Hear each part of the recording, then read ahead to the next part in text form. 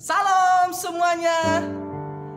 Kembali lagi dalam renungan bersama. Saya percaya setiap kita punya kabar yang luar biasa, karena penyertaan Tuhan dan pertolongannya selalu ada bagi kita semua.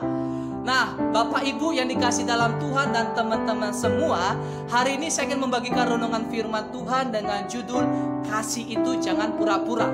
Kasih itu jangan pura-pura. Nah, mari kita buka Alkitab kita dalam kitab Roma 12 ayat yang ke-9. Roma 12 ayat ke-9, firman Tuhan katakan, hendaklah kasih itu jangan pura-pura. Jauhilah yang jahat dan lakukanlah yang baik. Kalau kita berbicara tentang kasih, Bapak Ibu dan teman-teman semua, kita pasti akan teringat kasih Bapa kepada kita, di mana Bapa sudah mengutus anaknya yang tunggal, yaitu Tuhan kita Yesus Kristus, mati di kayu salib untuk menebus dosa kita dan menyelamatkan kita. Makanya dalam Yohanes 3 ayat 16 sampai 17 dikatakan, karena begitu besar kasih Allah akan dunia ini sehingga Ia telah mengaruniakan anaknya yang tunggal, supaya setiap orang yang percaya kepadanya tidak binasa, melainkan beroleh hidup yang kekal. Sebab Allah mengutus anaknya ke dalam dunia bukan untuk menghakimi, melainkan untuk menyelamatkan. Otomatis teman-teman, Bapak Ibu yang dikasih dalam Tuhan, kita sudah diselamatkan di dalam kasih Kristus. Dan di dalam kitab Roma 12 ayat 9 bahkan Yohanes 3 ayat 16 sampai 17, kasih ini berbicara tentang kasih agape, kasih tanpa syarat, kasih Kristus, kasih Bapa kepada kita. Otomatis di dalam kehidupan kita teman-teman, kita juga harus melakukan kasih ini kepada sesama kita.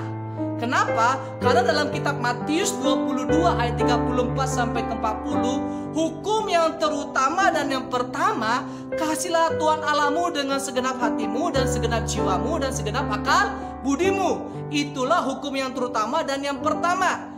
Dan hukum yang kedua yang sama dengan itu ialah, kasihilah sesama manusia seperti dirimu sendiri. Pada kedua hukum inilah tergantung seluruh hukum Taurat dan kitab para nabi.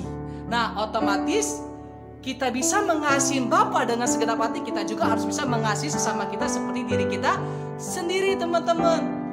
Bagaimana mungkin kita bisa mengasihi Bapa, kita bisa mengasihi Tuhan Yesus, tapi kita tidak bisa mengasihi sesama kita? Karena hukum ini berbicara hukum yang sama. Otomatis yang harus kita lakukan, kalau kita bisa mengasihi Bapa, kita bisa mengasihi Tuhan Yesus, kita harus bisa mengasihi sesama kita dengan kasih agape, dengan kasih tanpa syarat kepada sesama kita, seperti diri kita sendiri, teman-teman. Nah, makanya di dalam kitab Roma 13 ayat 10 dikatakan, kasih itu tidak berbuat jahat terhadap manusia. Bahkan di dalam kitab Roma, di dalam kitab 1 Korintus 16 ayat 14 dikatakan, lakukanlah segala pekerjaanmu dalam kasih.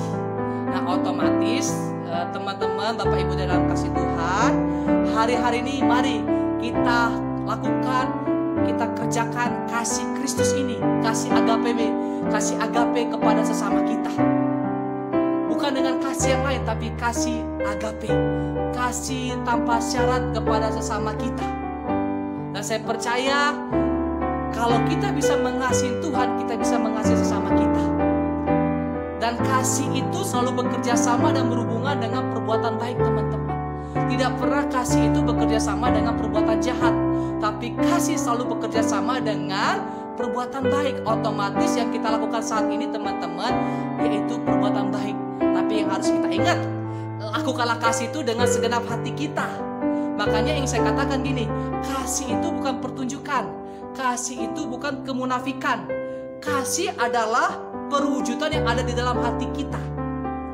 Kalau kita sudah merasakan dan kita sudah menikmati kasih Bapa dalam kehidupan kita, di mana Dia sudah menebus dosa kita dan menyelamatkan kita, dengan Dia mengutus anaknya yang tunggal, Tuhan Yesus Kristus, mati di kayu salib untuk menyelamatkan kita. Kita sudah merasakan dan kita tanam di dalam hati kita. Kita wujudkan kasih tersebut, kasih Kristus tersebut kepada sesama kita. Jangan sampai kita lakukan kasih itu sebagai pertunjukan, tidak. Tapi lakukanlah kasih Kristus, kasih agape ini dengan segenap hati kita kepada sesama kita, kepada musuh kita, kepada orang yang membenci kita, kita tetap harus melakukan kasih. Nah makanya, mari teman-teman kita lakukan kasih ini. Kita ingat saat ini pun masih masa pandemi. Virus corona ada varian baru, virus Delta. Yang dibutuhkan sesama kita saat ini teman-teman adalah kasih Kristus, kasih agape dengan perbuatan baik kepada sesama kita. Apa yang bisa kita lakukan dalam bentuk kasih? Apa yang kita punya? Mungkin kita bisa berdoa. Mungkin kita ada berkat lebih, kita bagi kepada sesama kita yang sedang kekurangan. Mungkin kita punya waktu, mari ambil waktu kita untuk kita bisa membantu sesama kita dengan tenaga kita. Banyak hal yang bisa kita lakukan di dalam kasih, yaitu kasih agape kepada sesama kita. Tujuannya apa? Supaya setiap sesama kita kepada manusia, bahkan sahabat kita, orang lain, mereka akan bisa melihat kasih Kristus itu ada di dalam hidup kita. Kenapa?